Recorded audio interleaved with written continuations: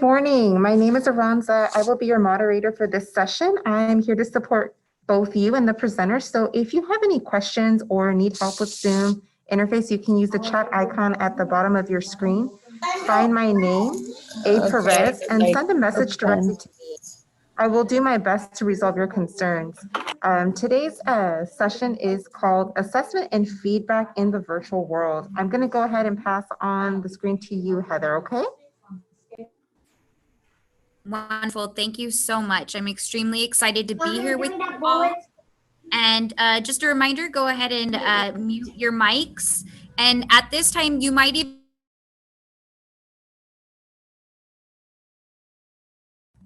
I was still muted, sorry.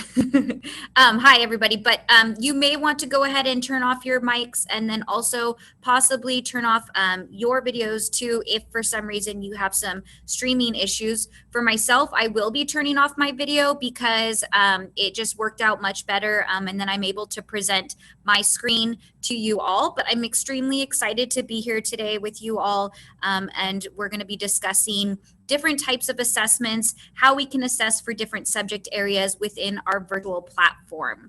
So I'm going to go ahead and begin sharing my screen, and feel free to add comments in the chat section.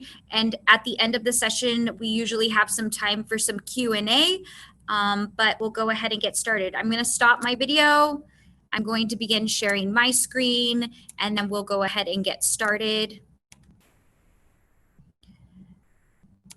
Grab my presentation. So again, welcome. This is assessment and feedback in the virtual world.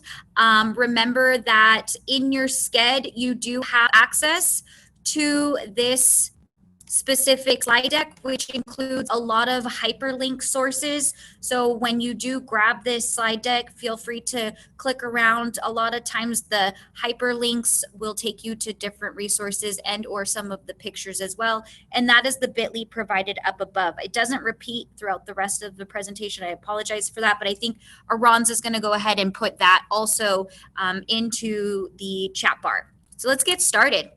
I love checking in with a bunch of you and hearing like what your least favorite chore is, because definitely during stay-at-home orders, I feel like my existence really did become that of the chore lady.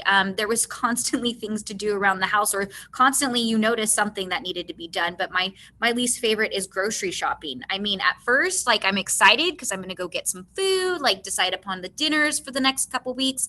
But then like you have to, bag it and then put it in the house and then like organize it. Oh, just not my thing. Okay, so moving on. My name is Heather Hilz Fitzgerald. I work within the Romoland School District. Last year, I was the EdTech instructional coach, but this year I'm really excited and honored to have become the assistant principal over at Boulder Ridge Elementary, which was the school that I started my teaching career at. So it's pretty cool. Everything comes full circle. So love doing the work here within Romoland, and also just really excited to be here with RCOE and supporting this Google Camp. So today we're going to be talking about assessments, and obviously assessments is it's sometimes like it's always that topic that you know that's there, you don't want to discuss it. It drives us in our PLCs mad sometimes, right? Because we provide so many great learning experiences for our students, and we want to provide them so many great interventions. But assessments can be a scary thing. And our entire instructional practice does revolve around assessments, because, our calendars, our academic calendars have those assessments placed in there for us. And we know at the end of the year we have state testing. But at the same time, assessment is such an important component to education. And ultimately, when we assess students, we can make changes and we can assess our students, we can support our students based on their needs. And that's ultimately why we do that. We assess so that we learn about what they need to be successful and to eventually master standards within their grade level or receive the support that they need.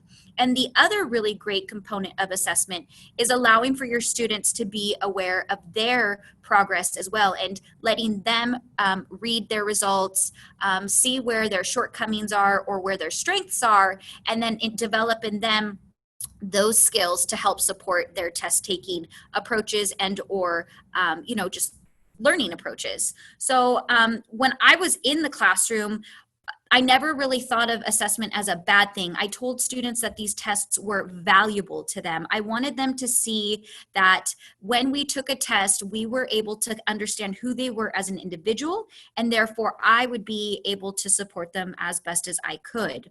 And so, focusing on data and focusing on research specifically through John Hattie and visible learning, I pulled out these core elements that I felt really helped support the idea of assessment. So you see over on the left-hand side is, that when we assess, we can really have an effect size of achievement with our students with self-reported grades. So students being able to actually analyze their own data and then, chart their progress in order for them to understand where they're at in their own abilities.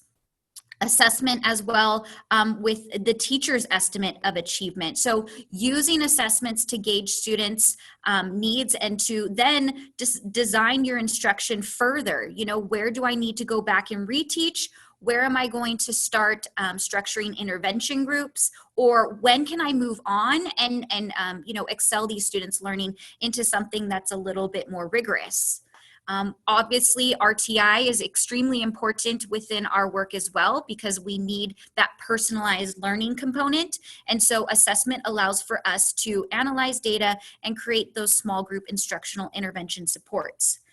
Like I said previously as well, including your students within their analyzation of assessments and progress does develop their self-efficacy skills. So students are going to employ now those habits of working hard, monitoring their learning, monitoring their progress so that they have those skills later on when they become adults and leave, into the workforce or continued education.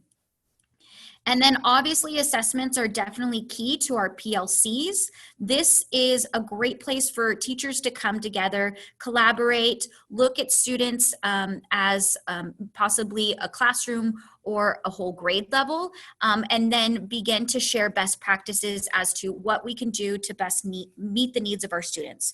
So there's no reason why we can't support the idea of assessment. We know that it's extremely valuable, and it's going to be even more valuable in this virtual setting because this is going to be our key guide on structuring different types of learning experiences, structuring those intervention opportunities as well. And so that is Hattie's ranking of 252 influences and effect sizes on achievement. So feel free to click on that as a hyperlink within your shared slide deck. So now that we are going into this virtual setting, there's going to definitely have to be some transition as to how we are providing assessments or, handing out assessments.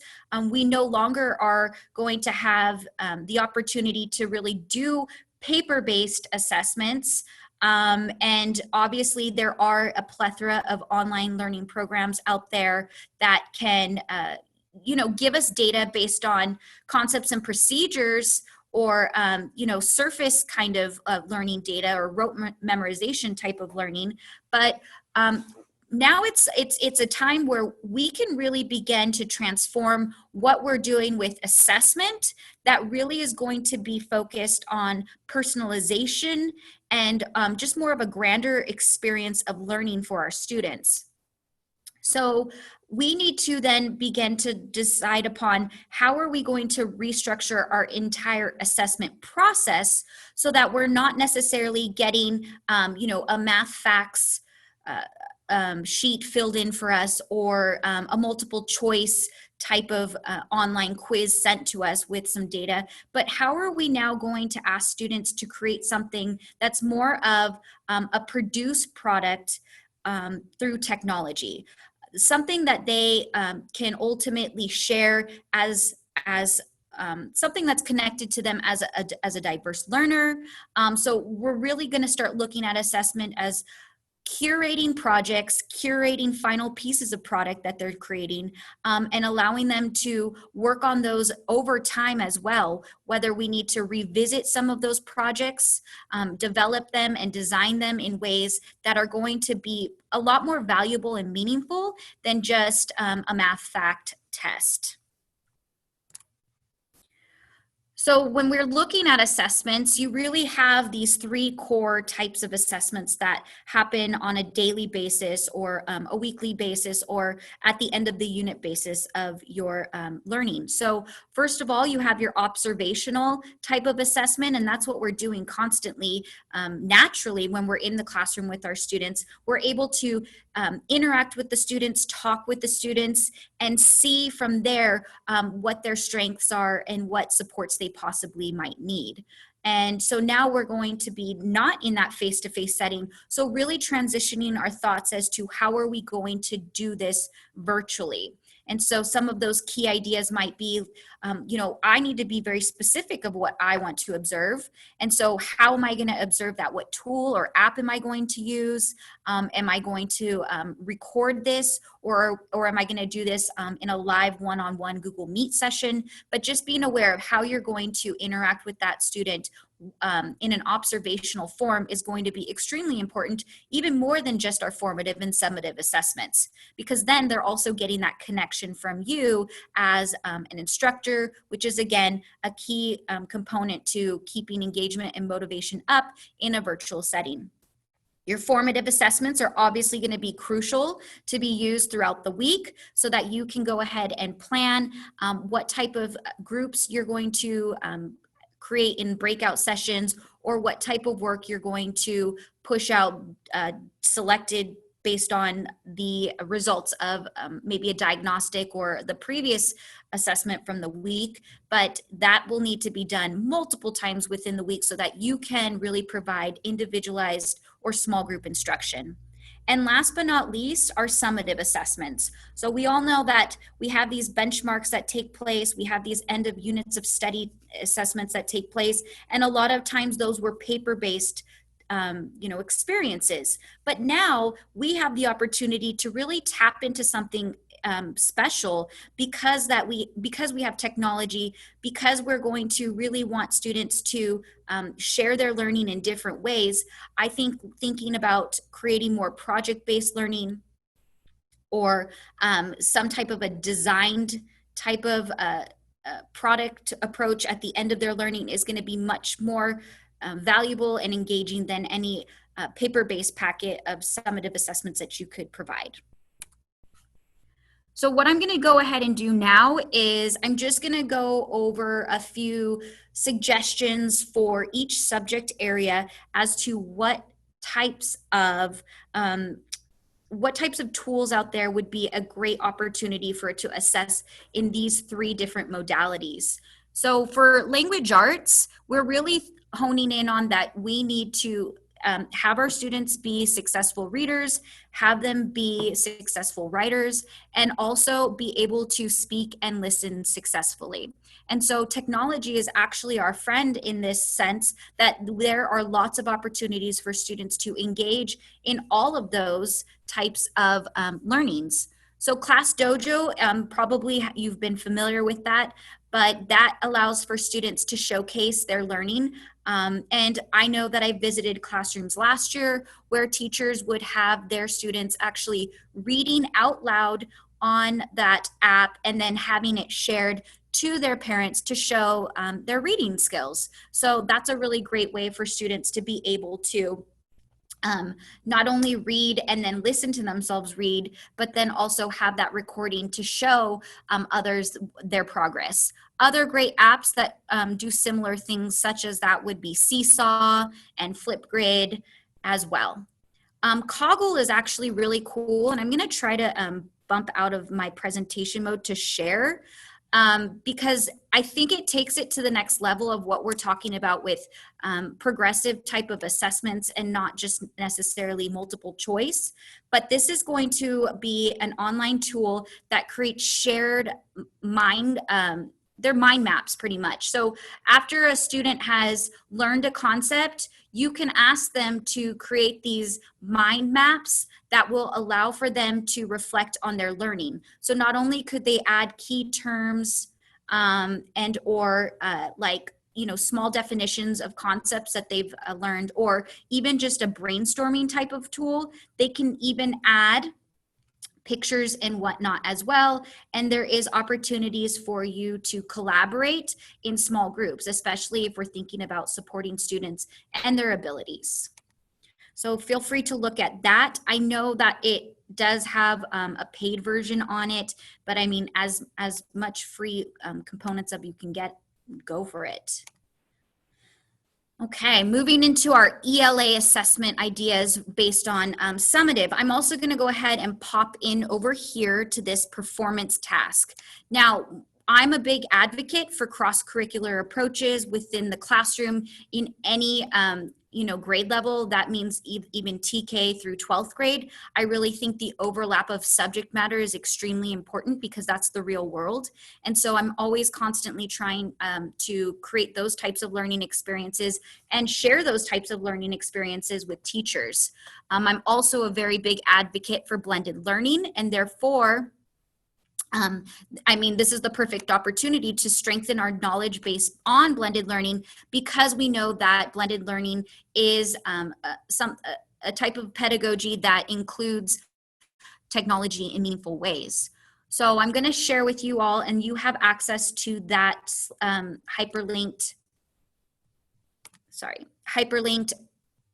Oh, it took me out, that's why. Okay, you have access to that as well. So feel free to go ahead and click on that as a way to model something maybe possibly in your future classroom. But I wanted to go ahead and show you, this is a station rotation. And within that station rotation, like I said, I was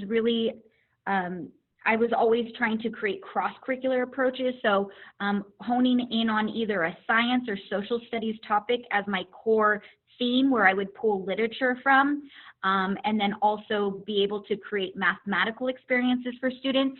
But from there, these stations would then encompass practically a month or 2 month units where we would be in small groups working on a specific area of focus.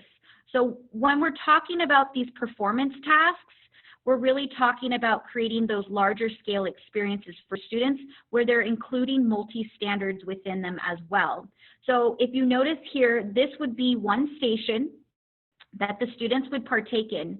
And I was in a co-teaching model with our special education teacher.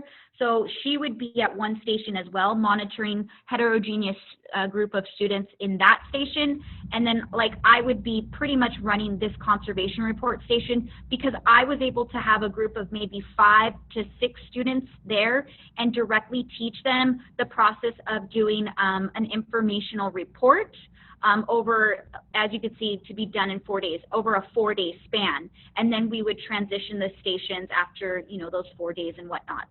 But this is for them to follow the steps. They had voice and choice as to what area they wanted to research on. These are all hyperlinked Newsella articles. Or obviously, if they came up with a different idea for conservation within the world, they could choose their own articles too. But think about this. I'm having them read, and we can do that together. I'm having them brainstorm, and then I'm having them use a graphic organizer as a support to help get them ready to eventually be able to, write an informational report within multi-subjects. So feel free to use that at any time in your virtual learning. Yes, this was something that took place in a face-to-face setting, but it's extremely doable in a virtual setting as well, because think about it, that's the opportunity for you as an educator to meet with those small groups in, say, for example, that conservation report station, while students could be possibly working in independent stations on their own, not meeting with you at that time during your Google Meets as well. So ELA assessments, there they are. Suggestions for your math assessment. So I'm going to go back into presentation mode so that we can get the closed captioning on there. I may have to go back out for just sharing purposes. One of my all-time favorite like online lesson recording apps has been EduCreations for myself as an educator. I've also really just enjoyed using my iPhone, propping it up somewhere, you know, recording myself, maybe doing some writing tasks or, you know, math concepts or procedures, and then throwing that up on YouTube. But EduCreations can also be something that your students use as a way to show their learning as well. So it's an interactive whiteboard.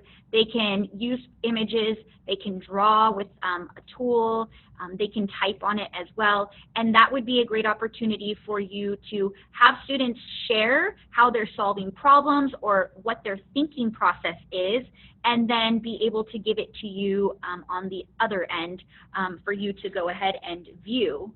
Other ideas as well is using those things such as Flipgrid or Screencastify for them to record themselves sharing their thinking.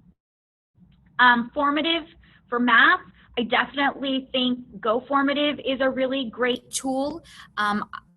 It does have a free version, and then there is somewhat of a premium version, and based on the amount of assessments you've been collecting in there or sharing purposes. But what's great about the Go Formative is that you can pretty much structure the assessment however you would like, and I feel that it mimics very much so of what you might see on an SBAC platform, or you can include definitely those types of questions that you might see similar you know, on our state tests and whatnot. But the other element that I really like about it is that you get that live data in real time. So as students were taking maybe a common formative assessment on a Friday, and I needed to, you know, intervene right at that moment, take them back to my small group table, I could do so and then have them retry the question or retry a similar question, just so that we could have that feedback directly in that moment. And I just loved seeing that. I loved seeing the data and being able to understand what changes I needed to make in that moment for my students. The summative assessment for math is definitely going to reflect that again of a project-based learning experience. So this is from that same presentation that I shared with the station rotations. We were focusing on volume ultimately, and so this was just a little flyer for them. It gave them the opportunity to design their own Earthwise commune and be able to apply all of the knowledge that they had gained from that learning. And the other thing that I love doing with these experiences is, rather than just, you know, solving a problem or even a word problem, having them be able to take the designing to the next level for themselves. And you can see down at the bottom, we made it fun for them to use geographical features on their blueprint, and they got to name their different geographical features on their own. So that makes it a little bit more individualized and a little bit more of a motivator to want to complete. And I will say, some of my students, a lot of times I liked this to be hand-drawn because that's just the type of person I am, but we have to be aware of what our students' abilities are and what their strengths are. So another option for them to do this would also be on a Google Draw or some other digital application, like even like Tinkercad, and have them design as they would like, just what works best for them. Okay, so I'm gonna go ahead and get out of that. And those are your math ideas for assessments. Moving on to our history. So like I said previously, I'm extremely passionate about cross-curricular approaches in education, because again, that really does apply to the real world. We're not constantly working in different, modalities of interaction. And so I think that using history and science as the driving theme almost within your virtual classroom setting right now is going to be the biggest bang for your buck, because we need to try to streamline the learning that's taking place and not try to pile on so much, but being very strategic and meaningful about the learning that we're providing. And guess what? Like history and science, those are like interesting topics. So if we pull from those sources, we already have that added step of engagement. So a lot of times when we look at history and integrating it into our ELA, you're really wanting to focus just on that literature piece that will allow us to incorporate past events and then have those conversations about what's currently taking place. Because a lot of times when we're thinking about history too, it's not always just this historical aspect of content that we're trying to promote to our students, but a lot of times we're really thinking about how has this influenced us today. And I will say that maybe going in and looking at the updated history and social science framework pushed out by the state of California that was adopted in 2016 for your grade level is going to be extremely eye-opening, because within it, it has so many connections to literacy and English language learner support that you're going to actually find a lot of ideas directly from that document to integrate within your classroom that will support a virtual setting, because you'll have research projects available to you as ideas, just and essential questions that will be very motivating to your students. And also then making a partnership of your math directly into that history component. So there's math in everything that we have around us. And even if you looked in a Newsella article that was going to be basing off timelines or data or statistics, you can constantly reflect on that so that your students are seeing the connection to math everywhere. I'll go ahead and just click on this other station rotation template. This is one that I used in the 5th grade. And again, it follows that same process or perspective of cross-curricular approaches by tying in a thematic concept such as the 13 colonies and then integrating it with all of the subject areas. But you'll notice that one of the things that I really always tried to do is also incorporate technology into these stations, as well as collaboration, critical thinking, and creativity. Station 6 was an opportunity for students in a group to research a specific either crime or trial or act that took place during that time. And from there, they would need to write a narrative or a script out showing the details of that scenario. And then lastly, they would go ahead and record their films. We would use a green screen for them to film their work so that they could be creative about their backgrounds. They got into it. They would use costumes and props. And it just made it more of that grand learning experience that we need to provide. Now think about this in a virtual element. We won't necessarily have students be able to work in real time together with one another, but I'm sure that they could come up with some really creative ideas as to how to connect, maybe some video stream of a collective group and, morph that together. They're all TikTok experts anyways, right? So I'm sure they could produce something pretty cool to share out about their learning. Going back, let me get out of this one now.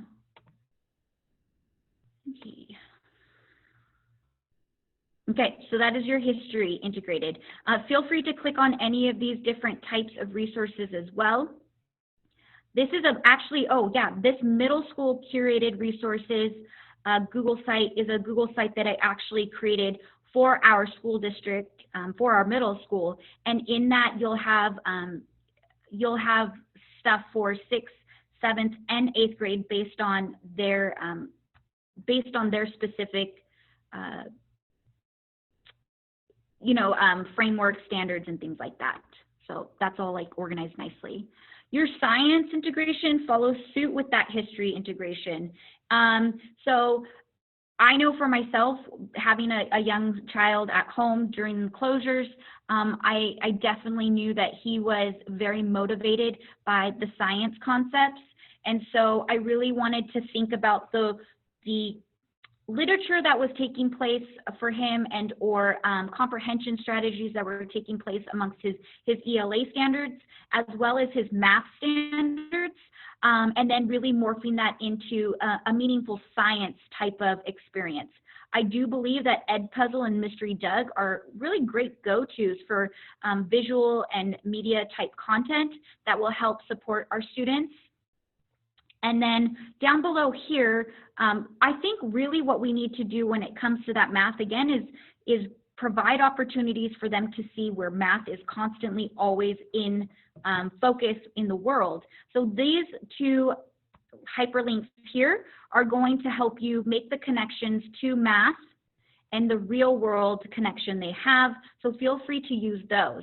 And again, your project-based learning, your makerspace, your design thinking approaches, where you are giving opportunities for your students to create hands-on or design their learning will be an awesome way for them to go ahead and share with their learning and be motivated by it. This as well, this PBL works right here. I came across this. Very cool cross-curricular full-on units that are engaging and motivating and that are easily able to translate into a virtual setting, and they have all grade levels within there, like K through 12.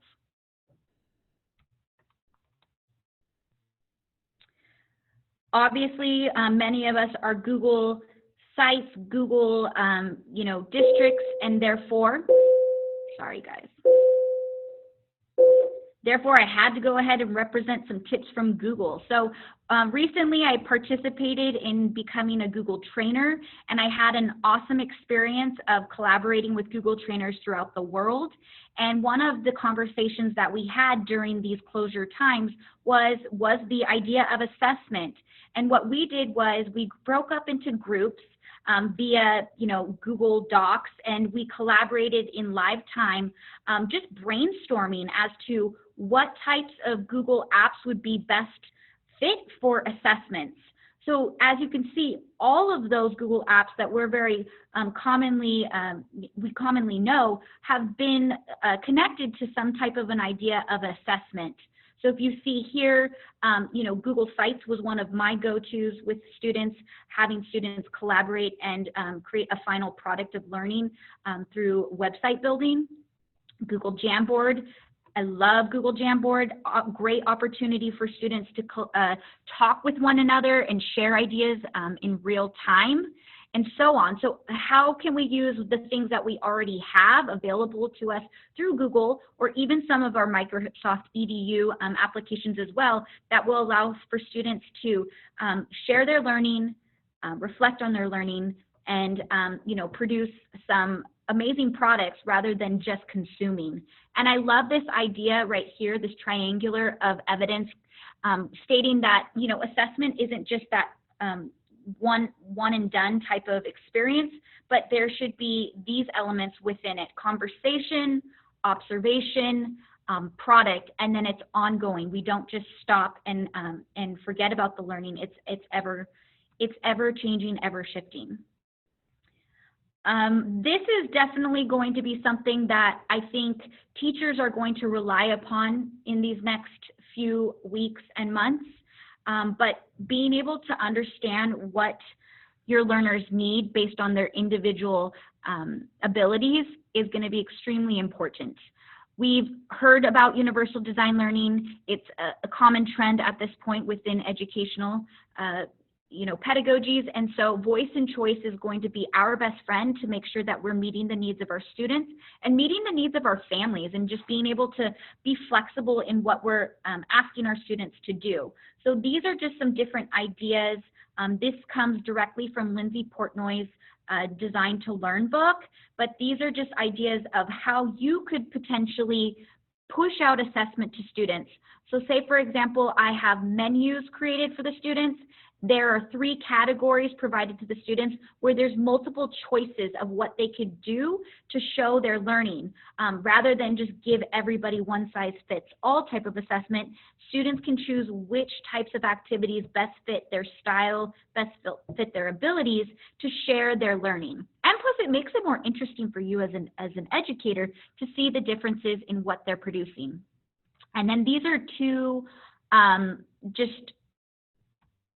little samples as well from Casey Bell, Shake Up Learning, and then you have a great example also from Amanda Sandoval as a choice board down below as well.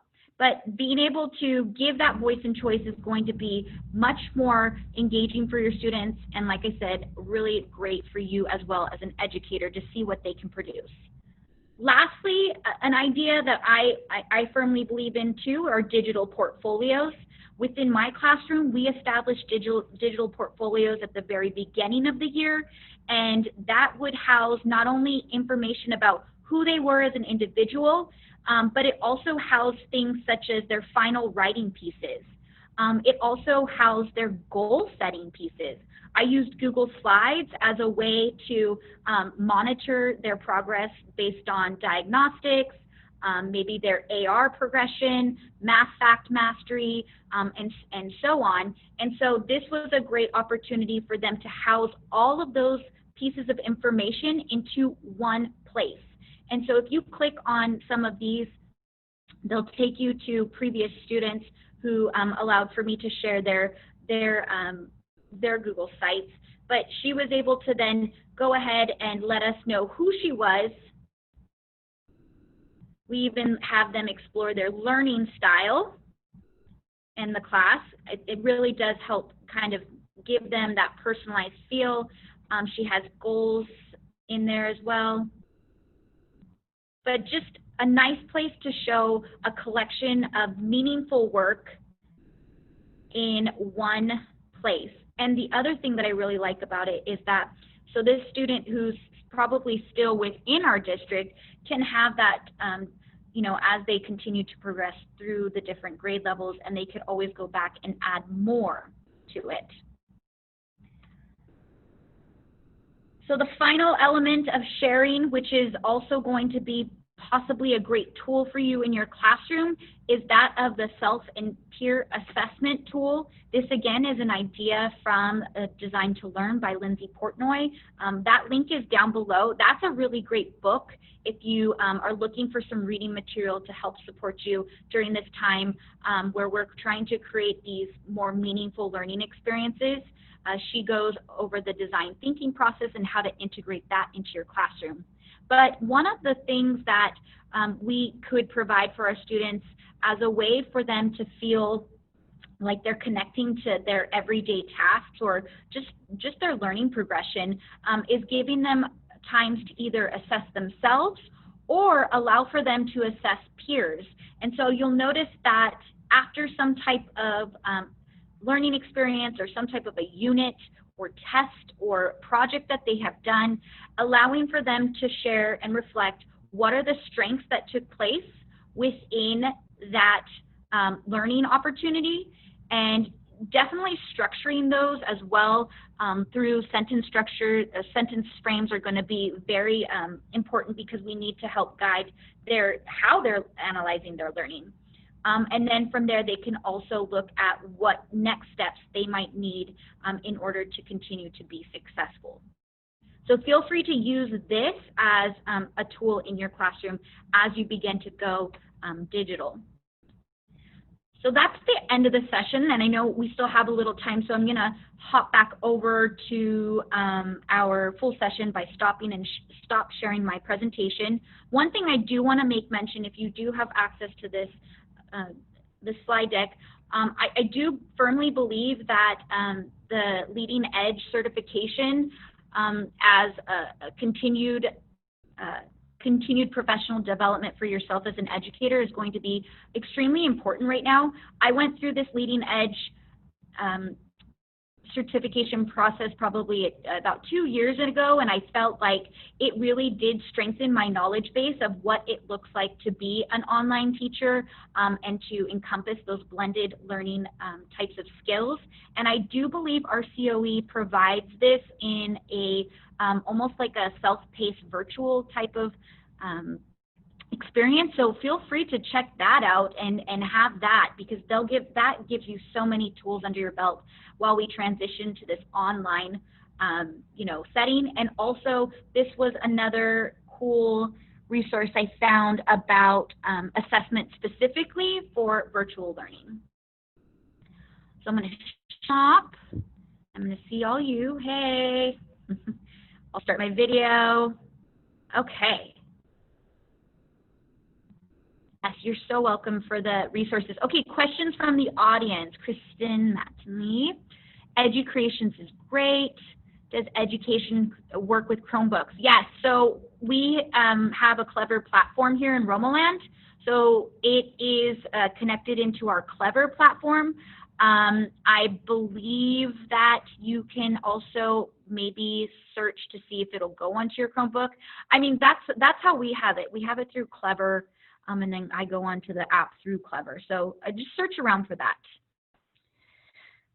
Does education allow for teacher feedback?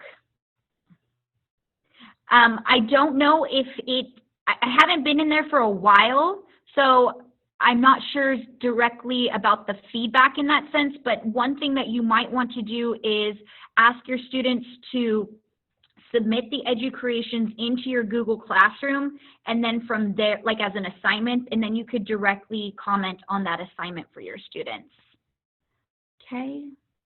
Do you have any applications for PE? So the person who asked that NUSDL cheers, if you want to email me, guess what? I actually curated a bunch of stuff for our PE teacher, giving him a bunch of different ideas as to what he could do for his middle school students based with technology. So if you email me, I can send that over to you. Just remind me what I'm sending to you. Let's see. It says error when I click on the middle school curated. Okay, what I do, maybe because I didn't make the share settings outside of our district, I can fix that. So if you can, again, email me about the curated resources for the middle school, please do that just to remind me. I mean, I'll remember probably, but just, nudge me if I didn't remember, and I can change the share settings on that, or I'll make a copy into my own Google account so that it's viewable, so that we're not getting any pushback on that. The elementary PE teachers, yes, Selena, if you email me as well, that will be great, and I will send over all of those digital tools and tips for PE people. Which software applications has Romoland purchased site licenses?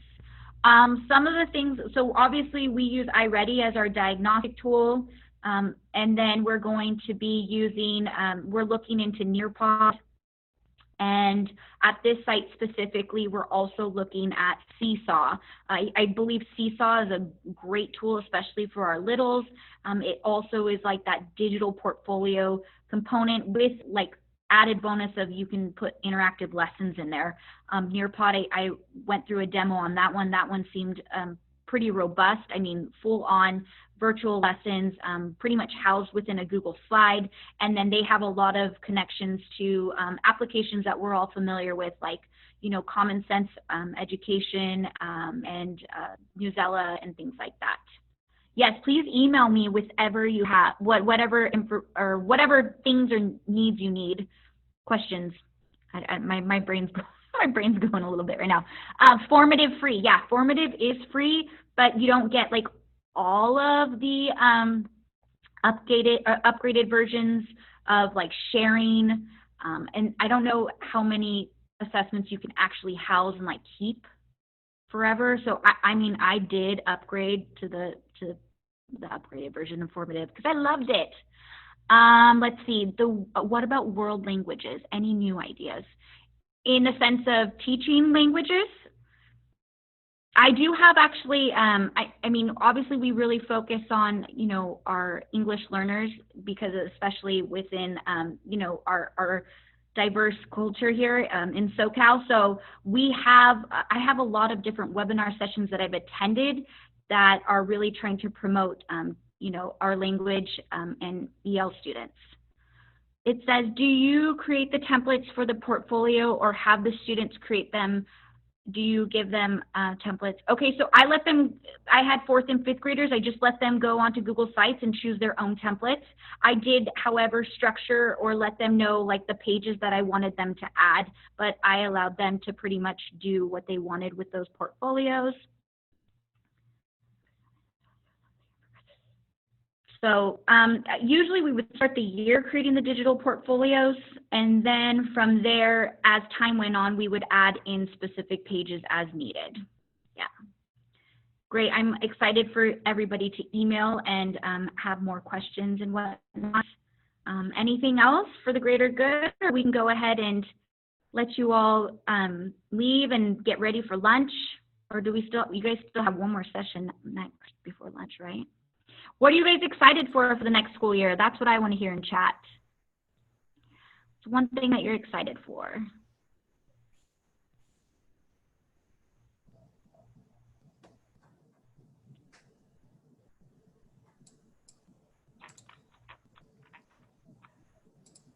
I'm excited to see all these resources. It's great. Just getting back to teaching.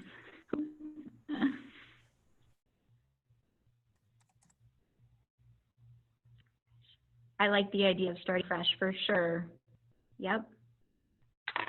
I also feel like getting back will, you know, I really thrive off of the community of teachers. So I'm really excited to work with the team again and bounce ideas off one another. And so we've almost really done that today too. You know, all of us in our own homes or at offices and whatnot are still collaborating even during these times. And I think everybody is going to really do amazing things. I mean, it's obviously going to be a challenge. It's going to push us, but I think it's a good push. And I think it's kind of a necessary transition into what education now might possibly look like in the future. And our students are really going to love us for it. Okay, guys, I'm going to let you guys go and have a great rest of your sessions. I enjoyed being here. And again, email me if you need any. Bye. Thank you, Heather. Have a good day. Great. All right, everybody, please go ahead and exit. I will be ending the session. And don't forget to rate her on SCED app. Thank you.